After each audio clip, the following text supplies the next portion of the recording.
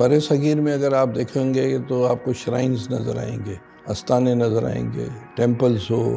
Basically یہ ایک طرح سے جو انسان بات نہیں کر سکتا ہے یا کیتھاسس جس کو ہم کہتے ہیں، وہ چیزیں آپ کو یہاں سینکڑوں سالوں سے، ہزاروں سالوں سے سب کانٹیننٹ میں نظر آئیں گی. ویسٹرن سوسائٹی میں اس کو پہلے ایک شیطانی مرض سمجھا جاتا تھا کہ اگر کوئی ذہنی مسائل سے گزر رہا ہے تو یہ کسی ڈیمن یا شیطان کا کام ہے.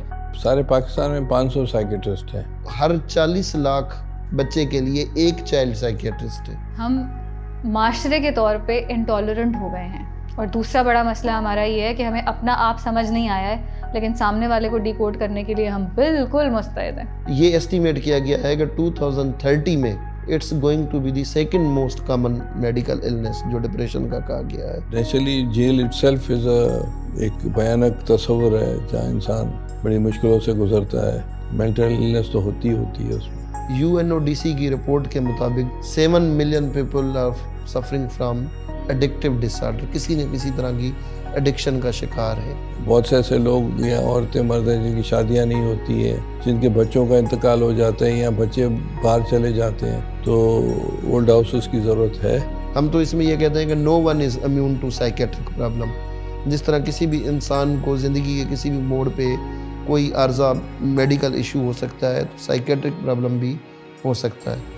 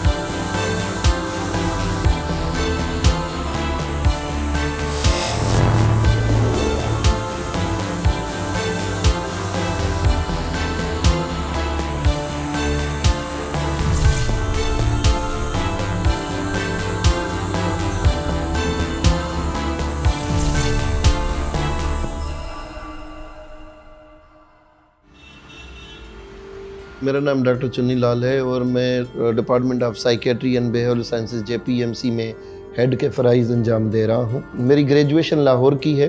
2005 سے میرا سائیکیٹری میں کیریئر شروع ہوا.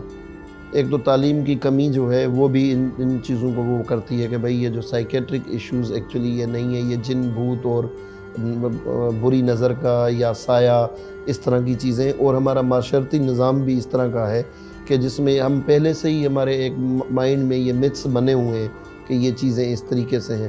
تو دونوں چیزیں کنٹریبیوٹ کرتی ہیں اس کو اسٹگماٹائز کرنے سے.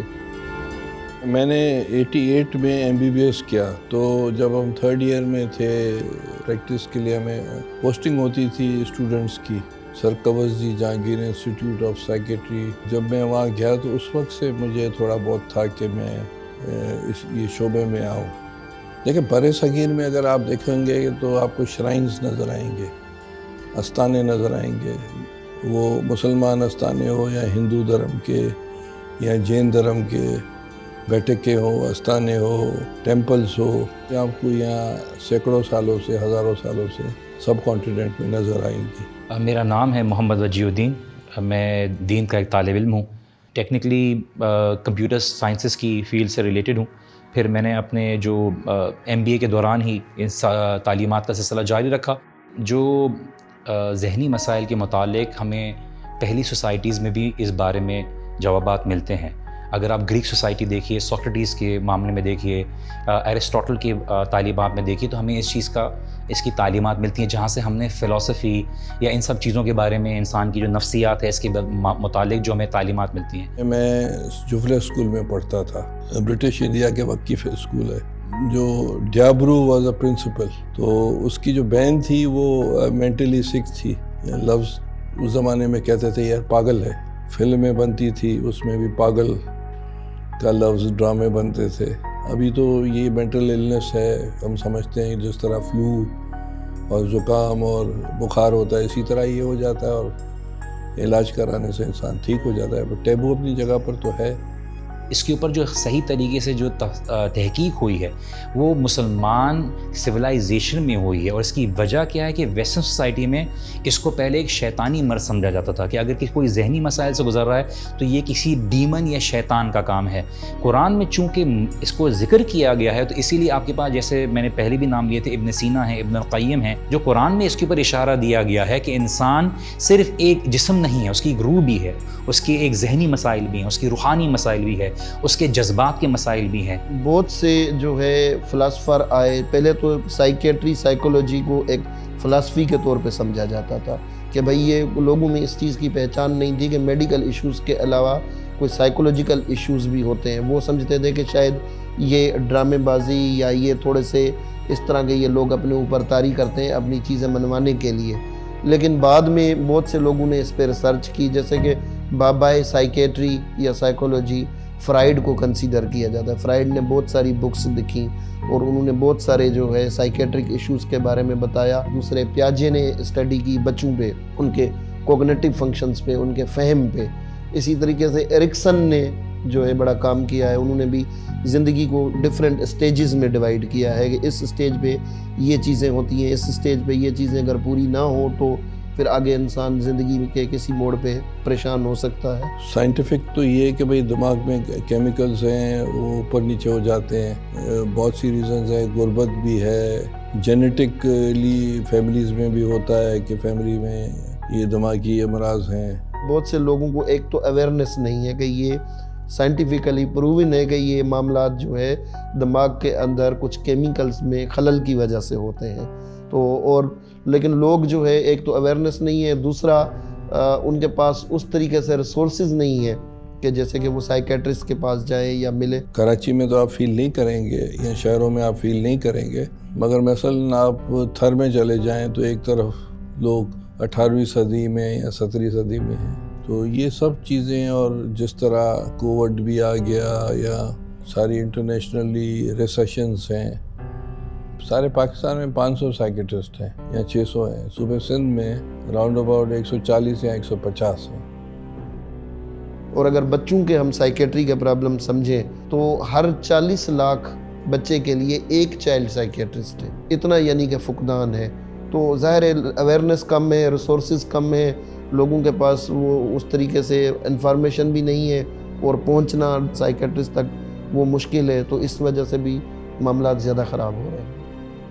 میرا نام ڈاکٹر فائزہ رحمان ہے اور میں جناح اسپتال، Jinnah post graduate medical centre میں department of psychiatry and behavioural sciences میں ٹریننگ سائیکائٹرسٹ کے طور پہ ہوں، ریزیڈنٹ ہوں۔ ہم معاشرے کے طور پہ انٹالرنٹ ہو گئے ہیں، اور دوسرا بڑا مسئلہ ہمارا یہ ہے کہ ہمیں اپنا آپ سمجھ نہیں آیا ہے، لیکن سامنے والے کو ڈیکوڈ کرنے کے لیے ہم بالکل مستعد ہیں۔ مجھے پتہ ہے کہ میرے سامنے جو صاحب بیٹھے ہوئے ہیں ان کے ذہن میں کیا چل رہا ہے۔ اس والی فیلنگ کو جب تک ہم اپنے آپ کو نہیں سمجھ پاتے، اپنے ایموشنز کو ریگولیٹ کرنا نہیں سمجھ پاتے، اپنا آپ سمجھ لیں اتنا کافی ہوگا۔ مجموعی طور پر بھی، ایز این انڈیویجول بھی اور ایز اے نیشن بھی، ہم اپنے گریبان میں جھانک لیں، اگلے کو برداشت کرنے کے لیے تھوڑا سا اپنے اندر تحمل لے آئیں، تو ہم بہت ساری چیزیں اکمپلش کرنے میں کامیاب ہو سکیں گے، مجھے امید ہے۔ سائیکیٹرک جو ڈس آرڈرز ہیں وہ اس ٹائم 4تھے نمبر پہ ہیں۔ یہ ایسٹیمیٹ کیا گیا ہے کہ 2030 میں it's going to be the second most common medical illness, جو ڈپریشن کا کہا گیا ہے۔ ویسٹ میں تو اس کا رجحان بہت زیادہ ہو گیا کہ ہم نے مخصوص طور پر مینٹل النس کے اوپر بات کرنا شروع کی ہے کہ ہر دین کا علم رکھنے والا ضروری نہیں کہ وہ اس نفس یا نفسیاتی معاملات کے اوپر بھی عبور رکھتا ہو، کیونکہ اگر آپ جو دین یا مفتی کے علم کا جو پورا کریکولم ہوتا ہے اس کے اندر دیکھیے ان چیزوں کو بہت زیادہ شامل نہیں کیا جاتا. تو اکثر و بیشتر اگر آپ کسی غلط بندے کو کسی ایسے بندے کے پاس بھیج دیں گے جو اس کا مسئلہ کچھ اور ہوگا, اس کو ڈائگنوز نہیں کیا جائے گا, تو وہ اس کو زیادہ یہ کہے گا کہ قرآن پڑھو. ایڈکشن بھی آج کل ہمارے معاشرے میں ایک بڑا ہارڈ ٹاپک ہے, خاص طور پہ ہماری جو یوتھ ہے, جوان نسل, وہ ایڈکشن میں بڑے برے طریقے سے پھنس رہی ہے. UNODC کی رپورٹ کے مطابق جو انہوں نے پاکستان میں سروے کیا تھا 2013 میں, اس میں یہ تھا کہ تقریباً 7 million people are suffering from addictive disorder, کسی نہ کسی طرح کی ایڈکشن کا شکار ہے. میں گیا ہوں اس میں وومن اور بچوں کی جیل میں. گورنمنٹ کی طرف سے ایک سائیکیٹرسٹ ہفتے میں 2 دن یا 3 دن جاتا ہے مریضوں کو دیکھنے کے لیے. دوائیاں بھی گورنمنٹ وہیں جیل میں دیتی ہے. اب نشہ جیل میں ہوتا ہے, اس میں کوئی شک نہیں ہے, اور جیل میں انسان ڈپریس بھی ہو جاتا ہے, ذہنی امراض بھی ہو سکتے ہیں. تو naturally jail itself is ایک بھیانک تصور ہے جہاں انسان بڑی مشکلوں سے گزرتا ہے. مینٹل النس تو ہوتی ہے اس میں. پاکستان کی تقریباً 30 سے 33% آبادی وہ ڈپریشن کا شکار ہے. تھوڑا بہت انگزائٹی ڈپریشن ہم سب کو ہوتا ہے, یعنی کہ فار ٹائم بینگ ہم بھی کسی اسٹریسفل سچویشن سے جب گزرتے ہیں تو ہم سب کو تھوڑی بہت یہ چیزیں ہوتی ہیں. لیکن بیماری کے زمرے میں تب آتے ہیں کہ جب ہمارے پرفارمنس خراب ہو جائے, ہماری سوشلائزیشن خراب ہو جائے, ہماری جاب پلیس پہ ایشوز ہونا شروع ہو جائیں, تو وہ بھی اگر ہم دیکھیں وہ ڈپریسو ڈس آرڈر کے کرائیٹیریا میں آتا ہے. پاکستان کی ایوریج ایج جو ہے مردوں کی 67 ہے اور عورتوں کی 70 ہے. یہ سہولتیں میڈیسن, ہاسپٹل, ڈاکٹرز پاکستان میں 6% یا 4% 65+ کے لوگ ہیں. تو اس میں دیکھیں نا, اب فیملی ایشوز بڑھ گئے ہیں, شادیاں ہو جاتی ہے, پھر نیوکلیس ٹوٹ رہا ہے, جوائنٹ فیملی ختم ہو رہا ہے. ہم اصل میں ذہنی دباؤ کا شکار تب ہوتے ہیں جب ہم اپنی زندگی میں ایسی چیزیں شمار کر لیتے ہیں جو ہمارے کنٹرول سے باہر ہوتی ہیں. تو میں لوگوں کو یہ بات بولوں گا, سب سے پہلے یہ ہے کہ دیکھیے اپنا تعلق اللہ سبحانہ و تعالیٰ سے بہتر کریں. اس بات کا یقین رکھیں کہ دنیا وقتی ہے, دنیا میں موت سے بڑھ کر آپ کے لیے کوئی ایسی برائی نہیں ہے جو آ سکتی ہے. جب تک آپ کے اندر جان ہے, جب تک آپ کے اندر سانس موجود ہے, آپ بہتری کی طرف جا سکتے ہیں اور آپ کے حالات کو اللہ تعالیٰ بدلنے والا ہے. ہم لوگ Sindh mental health authority, social welfare department, government of Sindh, do university, Liaquat medical university اور ایدی فاؤنڈیشن, تو ہم سب مل کر ایک ریسرچ کرنے جا رہے ہیں. کیونکہ اولڈ پیپل کے لیے لیجسلیشن تو پاس ہو گئی مگر لاز نہیں بنے ہیں. تو ہم 10,000 لوگوں پر یہ ریسرچ کا ہم ہوم ورک کر رہے ہیں 2-4 مہینوں سے. تو ایشوز ہیں, اولڈ ہاؤسز کی ضرورت ہے. اگین سبھی کہتے ہیں نا امید پہ دنیا قائم ہے. امید پہ قائم ہے ضرور, لیکن چلتی عمل پہ ہے دنیا. چلانے کے لیے ساتھ میں عمل میں بھی تبدیلی لانی ہوگی نا. امید سے صرف ایک انکلینیشن ملے گا کہ ہاں چلو میں آگے بڑھوں.